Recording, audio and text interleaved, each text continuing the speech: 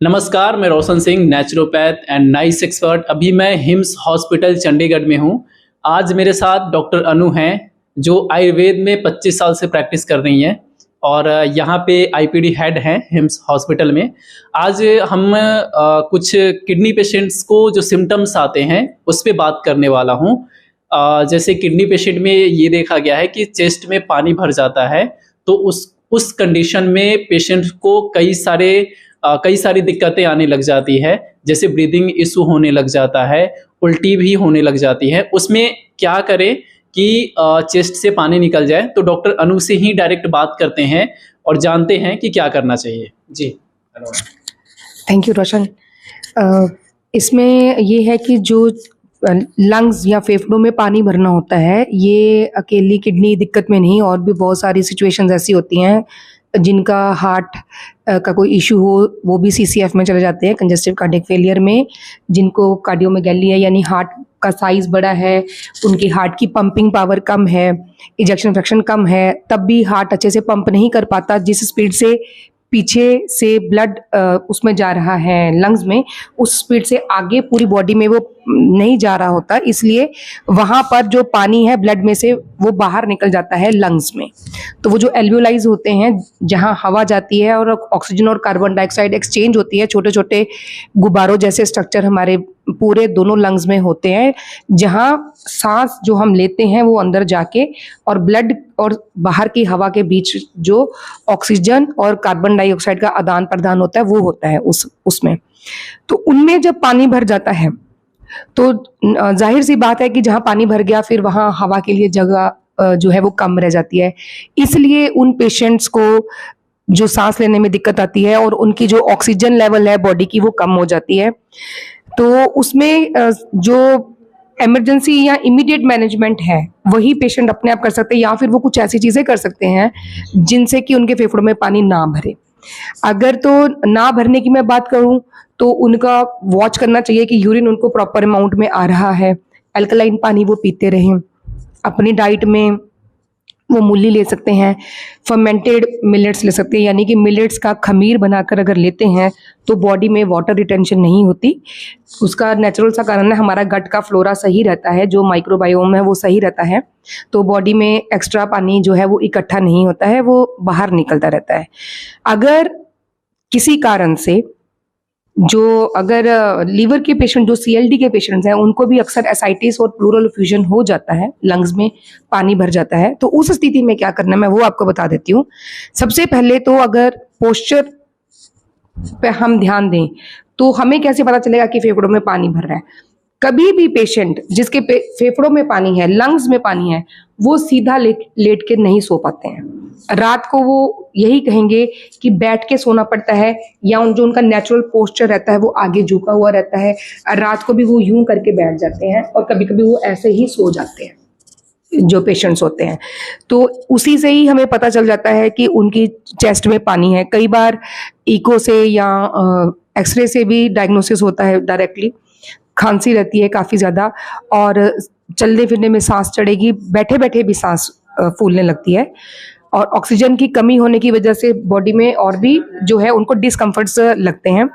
तो ऐसी परिस्थिति में क्या आप cancer, kidney fail, liver fail, heart problem या अन्य किसी गंभीर बीमारी से परेशान हैं और आपको डॉक्टर ने लिवर या किडनी ट्रांसप्लांट या फिर कैंसर के लिए कीमोथेरेपी और अन्य किसी ऑपरेशन के लिए बोल दिया है? तो रुकिए, हिम्स हॉस्पिटल में Ayurveda, naturopathy, panchakarma, diet and lifestyle management और एलोपैथी की मदद से हर लाइलाज रोग का इलाज किया जाता है।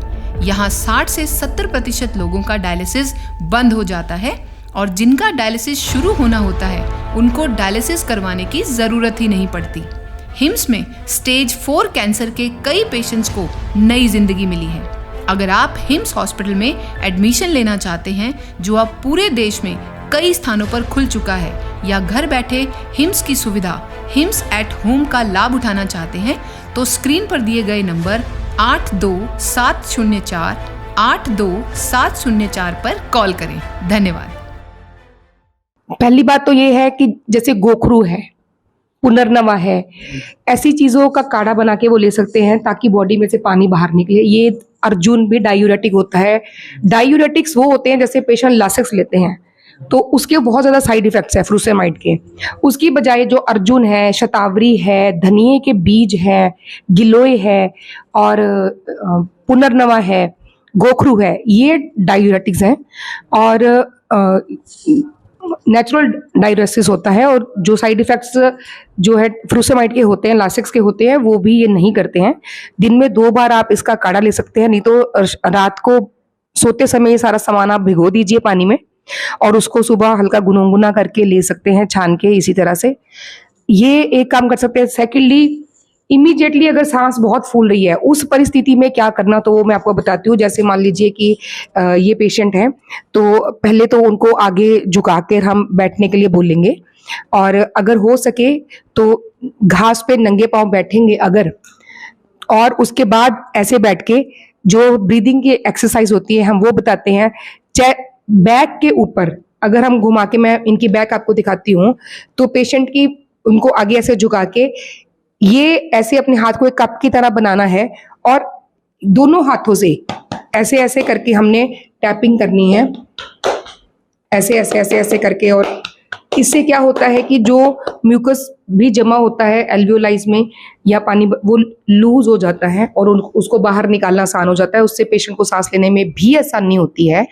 और फिर हम बोल सकते हैं कि आगे झुककर बैठिए और नाक से सांस लीजिए और मुंह से सीटी की तरह गोल होल्ड करके ऐसे छोड़िए। आप करके दिखाइए, जैसे लंबी सांस लीजिए नाक से, और जी हाँ, जैसे ये कर रहे हैं बिल्कुल इस तरह से। जैसे जैसे आप करते जाएंगे तो जो सांस है वो धीरे धीरे करके नॉर्मल होती जाएगी। इसके अलावा ये जो एरिया है इसके सामने डायरेक्ट हमें हवा देनी है। एक छोटा हैंड फैन रहते हैं वो आप रख सकते हैं, नहीं है तो किसी भी तरह से अगर लगातार इस पर हवा जा रही है तो यहाँ पे जो रिसेप्टर्स होते हैं वो सिग्नल ब्रेन को भेजते हैं, तो ये भी रेस्पिरेशन को सही करती हैं।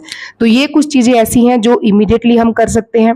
इसके अलावा कपूर के जो पोटली है वो सूंघने से या कॉलर के साथ बांध के रख देने से भी सांस लेने की जो दिक्कत है उसमें आसानी रहती है। तो ये जो है इमीडिएट हमें वो देंगी। लॉन्ग रन में अपनी कैपेसिटी को बढ़ाने के लिए भी एक्सरसाइज है, जैसे शंख बजाते हैं, बिल्कुल उसी तरह अगर आपके पास शंख है तो वो, नहीं तो बार बार गुब्बारा फुलाइए। जैसे बच्चे पहले गुब्बारा फुलाते थे तो उनकी लंग्स के लिए ये अच्छी एक्सरसाइज होती थी।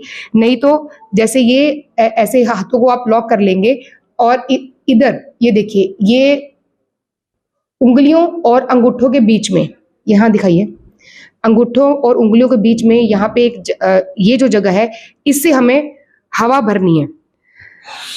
पूरा आप जितना भर सकते हो उसमें भर के वही रुकिए, अपनी सांस रोक के रखनी होती है उसके अंदर ही, और फिर नाक से लेकर और इसमें हमने भर के जो है वो छोड़नी है।